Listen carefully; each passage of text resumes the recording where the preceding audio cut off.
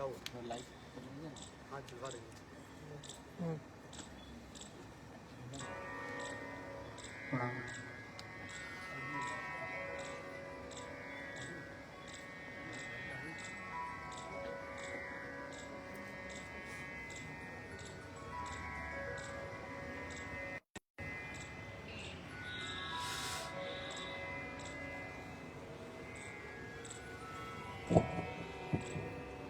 प्रणाम गुरु जी। मेरा प्रश्न ये था कि हमारे जीवन में बहुत सी योजनाएं होती है कि हम ये करेंगे ये करेंगे ये करेंगे, और हम बहुत सी प्लानिंगें भी कर लेते हैं, ऐसा करेंगे वैसा करेंगे। तो मेरा प्रश्न ये था कि क्या सब कुछ पहले से तय है इस ब्रह्मांड में कि हम कहाँ पैदा होंगे, कहाँ बड़े होंगे, कौन मित्र बनेंगे, कौन शत्रु बनेंगे, किससे विवाह होगा, कितने बच्चे होंगे, कब मृत्यु होगी, क्या होगा, ये पहले सब तय है। तो फिर हम चिंतन नहीं करें, फिर ईश्वर पे छोड़ दें। और कर्मवादी लोग कहते हैं कि कर्म करने से सब होता है, आप कर्म करिए, कर्म प्रधान विष्णु रचिराका जो रामचरितमानस की लिखी, तो इसमें द्वंद्व बना हुआ है। और एक हल्का छोटा सा प्रश्न और है, क्षीर सागर कहाँ पर है? क्योंकि मैं एमएससी केमिस्ट हूँ, थोड़ा वैज्ञानिक बुद्धि है मेरी, तो मैं क्षीर सागर के बारे में थोड़ा चिंतन करता हूँ कि क्षीर सागर क्या इस धरातल पर ही है या फिर कुछ और लोगों में वो स्थित है जहाँ भगवान नारायण लेटे हुए हैं। कृपा कर इन दोनों पे थोड़ा विचार करिए। आप जो प्रश्न किए हैं कर्म मीमांसक खड़े हैं यहाँ पर, कुछ बोल देंगे तो खंडन तो नहीं कीजिएगा। ठीक है, तैयारी तो भाई राम जी के राज्याभिषेक की भी बहुत तगड़ी हुई थी, लेकिन वो तैयारी धरी धरी रह गई, चले गए वो जंगल और लौटे 14 वर्ष के बाद। तैयारी करना अलग बात है, क्रियान्वयन करना अलग बात है। हमारे कर्म के 3 प्रारूप शास्त्रों में बताए गए हैं, जितना जानना आपके लिए आवश्यक है।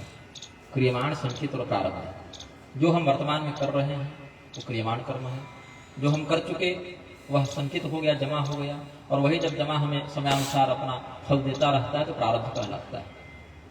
अब इसमें कुछ कर्म स्वातंत्र व्यक्ति को प्राप्त इस रूप में है कि वह अनेकानेक विविध यज्ञ आदि के माध्यम से, दान इत्यादि के माध्यम से अपनी उन्नति कर सके, या कुछ अधर्म करके अपनी अवनति करा सके, अपना पतन कर सके। ये क्योंकि नवीन कर्म बनेंगे तब वह नवीन भविष्य का निर्माण करेंगे, लेकिन वो कर्म बिल्कुल स्वतंत्र ही हो जाएंगे यह नहीं समझा जाना चाहिए। क्योंकि आप एक जब कर्म कर रहे हैं तो साथ ही साथ समानांतर रूप से पूर्व संचित कर्म का प्रारब्ध भोग भी रहे हैं। जैसे कोई व्यक्ति पूर्वकृत पाप के कारण हाथ से रहित है, पैर से रहित है, नेत्र से रहित है, वो अगर नवीन कर्म करना भी चाहे तो उसमें उसके पूर्वकृत पाप का बहुत बड़ा प्रभाव रहेगा, उसकी प्रेरणा रहेगी। या स्वस्थ भी है लेकिन मन से उसको वह प्रेरणा नहीं मिलेगी, अन्य मनस्क हो जाएगा, काम प्रारंभ भी करेगा तो पूरा नहीं कर पाएगा। तो कोई भी घटना जो घटित होती है उसमें 5 तत्व प्रधानता से देखे गए हैं। अधिष्ठानम तथा कर्ता करणम च पृथक विधम विविधाश्च पृथक चेष्टा दैवम चैवात्र पंचमम।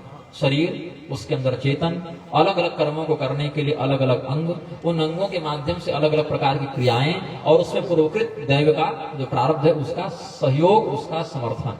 अगर वो अड़ जाए पूर्वकृत प्रारब्ध तो बहुत प्रयास करने के बाद भी आत्मदेव को अपना पुत्र कहाँ मिला? वो 2 पुत्रों के पिता कहलाए, गोकर्ण के भी, धुंधुकारी के भी, लेकिन अपना पुत्र एक भी नहीं था। प्रयास तो उन्होंने बहुत किया, उसका फल उनको तत्काल उस रूप में, अपेक्षित रूप में नहीं मिला। यह बात है। और कई बार अर्जुन बिना तैयारी के बैठे थे, वो थोड़ी संकल्प लेके बैठे थे कि हम अभी जा रहे हैं तो गीता ज्ञान सुनेंगे, लेकिन उनके साथ वो होना था, उनके पूर्व वृत्ति में वह निश्चित था, भगवान को उनको वह देना था, उन्होंने वह दिया। यद्यपि अधिकारी जानकर दिया, ऐसे नहीं भक्त्या धनंजया शक्य अहमेव निधोर्जुन। अर्जुन भगवान के अनन्य भक्त थे, इसीलिए उनको ये सब मिला, विश्वरूप दर्शन इत्यादि भी हुआ। पहले का किया गया ही फलित हुआ, लेकिन उन्होंने योजना तो की नहीं थी उस घटना की कि भगवान हमको अभी 15 मिनट बाद विश्वरूप दिखाने वाले हैं, ऐसा तो उन्होंने तय नहीं किया था। तो कर्म में स्वातंत्र जब तक प्रारब्ध का समर्थन मिल रहा है तब तक रहता है, और अगर प्रारब्ध का समर्थन न मिले तो आप कर्म करने के लिए प्रवृत्त भी होंगे तो उसमें आप सफल नहीं होंगे। ये बात जो हम अभी सरल दृष्टि से समझ पा रहे हैं। इस पर भरद्वाज दृष्टि की कर्म मीमांसा है, उस पर पर्याप्त चिंतन किया जा सकता है। जो आपका विषय फिर नहीं रहा, वो फिर आचार्यों का विषय हो गया, वो लड़ने झगड़ने। अब क्षीर सागर की बात है तो गूगल मैप्स पर नहीं मिला, मतलब पृथ्वी पर नहीं। अगर होता तो वो बता देता, गूगल गुरु बहुत ज्ञानी है, वो बता देगा। पृथ्वी पर होता तो बता देता, गूगल नहीं बता रहा, मतलब यह लोक कहीं और है। इसके लिए शास्त्र के नक्शे का आश्रय लेना पड़ेगा। इसमें मतांतर है। कुछ लोग कहते हैं वह श्वेत द्वीप में स्थित है, श्वेत द्वीप के निकट है क्षीर सागर। और श्वेत द्वीप कहाँ है? शाकर द्वीप के कोने में एक जगह श्वेत द्वीप है, उसकी परिधि प्रारंभ होती है। शाकर द्वीप कहाँ है, ये समझने के लिए भूगोल का पौराणिक स्वरूप समझना पड़ेगा, जो श्रीमद् भागवत के पंचम स्कंद में है, देवी भागवत में भी है, अन्य ग्रंथों में भी है। लेकिन वो आप वैज्ञानिक बुद्धि के नहीं, आप साइंटिफिक बुद्धि के हैं। हम विज्ञान और साइंस में भेद मानते हैं। ये लोहा टीना चांदी तांबा पटक पटक के जितना एक्सपेरिमेंट किया जा रहा है, ये साइंस का अंग है।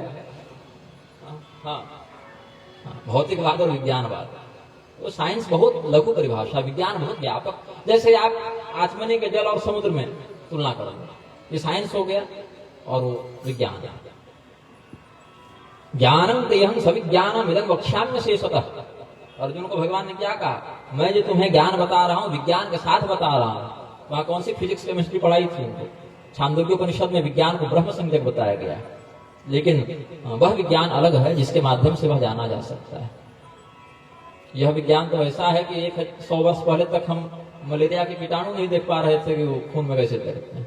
ये अभी बहुत बच्चा है, ये बढ़ेगा बढ़ेगा, फिर तुरंत चला जाएगा, फिर बढ़ेगा बढ़ेगा। जिसको जितना उछल कूद करना है वो करेंगे ही। इससे कुछ मात्रा में अपने जीवन को सरल बनाया जा सकता है। जैसे कि माइक का आविष्कार हुआ तो मेरी ध्वनि दूर तक जा रही है, गाड़ी का आविष्कार हुआ तो व्यक्ति शीघ्रता से आवागमन कर ले रहा है। लेकिन विज्ञान की सापेक्षता में ये बहुत लघु उपलब्धि है, बहुत सामान्य उपलब्धि है। राजा नल के पास जो विद्यार्थी जो ऋतुपर्ण का रथ लेकर गए हैं, राजा नल के रथ के घोड़े, राजा ऋतुपर्ण का दुपट्टा गिरा और बोले रुको रुको, मेरा दुपट्टा गिरा, रथ रोको। बोले हम लोग इतने कोष आगे आ चुके हैं, वो दुपट्टा भूल जाइए, आगे बढ़े। उनके घोड़ों में सामर्थ्य था उस रथ में, जो कि आज की भाषा में कहेंगे तो रिकॉर्डेड इतिहास, महाभारत में वर्णन है इसका, ऐसे ऐसे दिव्यास्त्रों का वर्णन है। तो ये वो विज्ञान अलग है, आपका साइंस अलग है। आपके साइंस को उस विज्ञान से समानांतर रखकर हम नहीं देख सकते। और वो क्षीर सागर का अनुभव तो शास्त्रीय दृष्टि से किया जा सकता है, लेकिन ऐसे नहीं हो सकता है।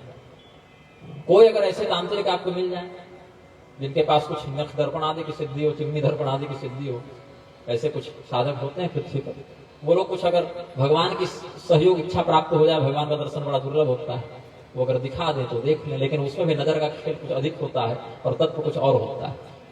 तो वो ऐसी स्थिति में अभी नहीं पहुंच सकते आप। इसके लिए हम भगवान को उससे खेद व्यक्त करते हैं। जैसे भगवान ने नारद जी के सामने खेद व्यक्त किया था, इस जन्म में आप नहीं प्राप्त कर सकते, अभी बहुत यात्रा लंबी है इसकी। और कोई प्रश्न? सोशल मीडिया के माध्यम से एक प्रश्न आया है, ये साइंटिस्ट के लिए के अनुसार, एक कि आज के आधुनिक साइंटिस्ट जो ये चंद्रयान वगैरह भेजते हैं लोग अन्य अन्य लोगों में, इसका शास्त्रीय पक्ष क्या है? क्या वहां तक पहुंचता है और लोग पहुंचे, ऐसा कुछ शास्त्र में? तो वैज्ञानिक ने बताएंगे को भेजे वहां तक पहुंचा के नहीं। किस महाभारत पुराण में लिखा रहेगा कि चंद्रयान वहां पहुंचेगा कि नहीं? इसका शास्त्रीय पक्ष क्या है? ये मतलब शास्त्र में इसका वर्णन है कि भौतिक पिंड में क्यों नहीं पहुंच सकता? भौतिक पिंड में पहुंच ही सकता है। चंद्र लोक अलग है, चंद्र मंडल अलग है, चंद्रमा का भौतिक पिंड अलग है। जैसे उदाहरण स्वरूप जब समाचार प्रकाशित होता है तो मतलब आधिकारिक भाषा में क्या कहते हैं, बीजिंग ने यह घोषणा की है कि यह घटना ऐसी होगी। बीजिंग एक शहर है, एक राजधानी चीन की। वस्तुतः उस राजधानी में बैठे हुए सरकार के कुछ प्रतिनिधि हैं जिन्होंने वो आदेश पारित किया। उस व्यक्ति का नाम नहीं, केवल एक संस्था का नाम बता दिया। भारत सरकार ने यह निर्णय लिया है। भारत सरकार मतलब एक संस्था है। अब कोई खोजने चले भारत सरकार कहाँ है, कहाँ मिलेगी भारत सरकार? वो तो किसी एक व्यक्ति घटक की वह संज्ञा हो जाती है।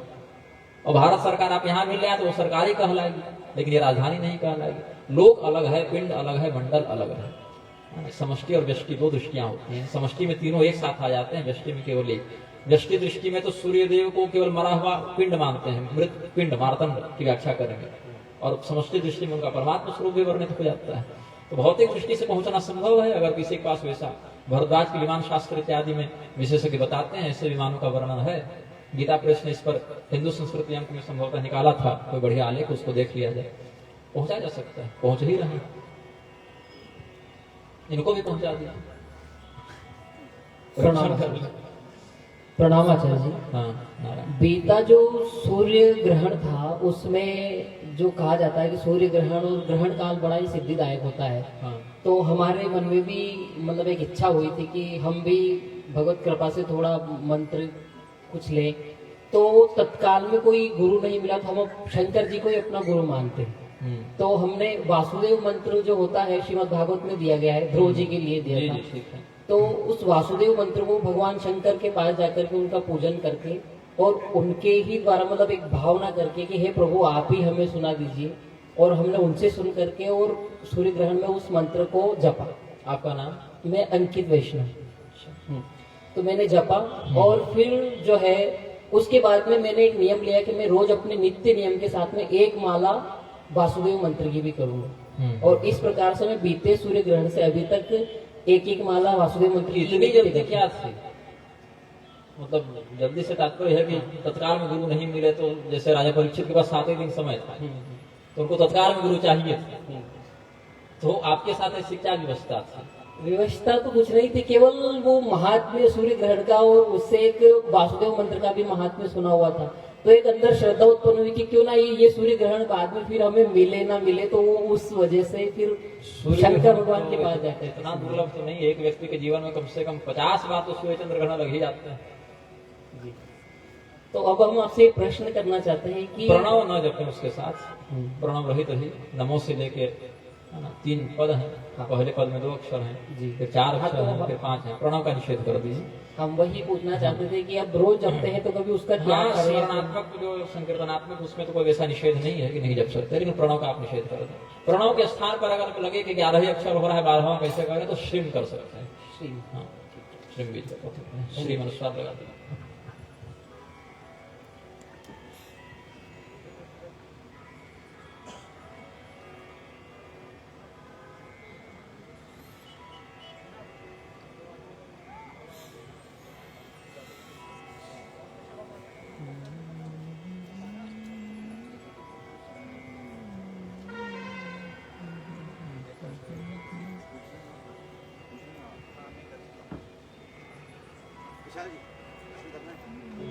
और कोई नहीं कर?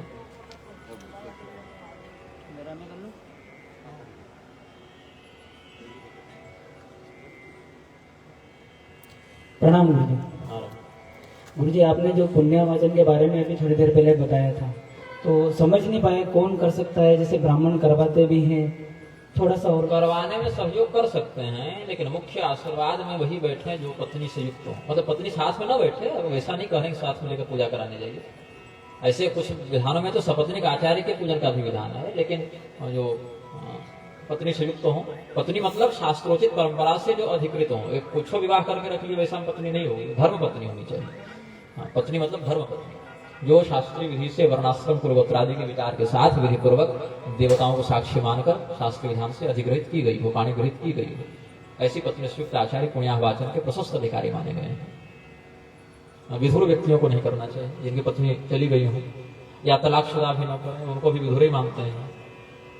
हालांकि शास्त्रीय दृष्टि में तो है पत्नी के साथ, लेकिन जब पालन नहीं कर रहे हैं, विखंडन कर चुके हैं, तो परित्याग कर दिए ना, तो पत्नी का परित्याग भी शास्त्र में दोष बताया गया है। तो ब्राह्मण भी नहीं कर सकते गुरुजी? यजमान के लिए नहीं, ब्राह्मणों को ये योग्यता चाहिए करवाने के लिए। जैसे मेरा विवाह नहीं हुआ है, मैं पुण्याहवाचन करा नहीं सकता हूँ प्रधान पीठ पर, सहयोग कर दें, कुछ मंत्र बता दें, पढ़ा दें, दिखा दें, ऐसे ऐसे करना है। हाँ, तो वो युग्म ब्राह्मण सपत्निक होने चाहिए। ऐसे आप अलग से आशीर्वाद में पूरा पढ़ दीजिए, उसमें कोई मतलब नहीं है। लेकिन वहां पर जो सौमंगल्यम चास्तु और ये भी अस्तु, सब अस्तु, श्रेयस्तु दस्तु, जितना उसको देना है देवराजेंद्र बना दीजिए, लेकिन सपत्निक राशि बनाइए। हाँ, मंत्र आप पढ़ सकते हैं बाहर से मार्गदर्शन के लिए, लेकिन प्रधान पर जो आशीर्वाद में बैठेंगे हाथ लेकर संकल्प वाले, वो वैसे ही होनी चाहिए।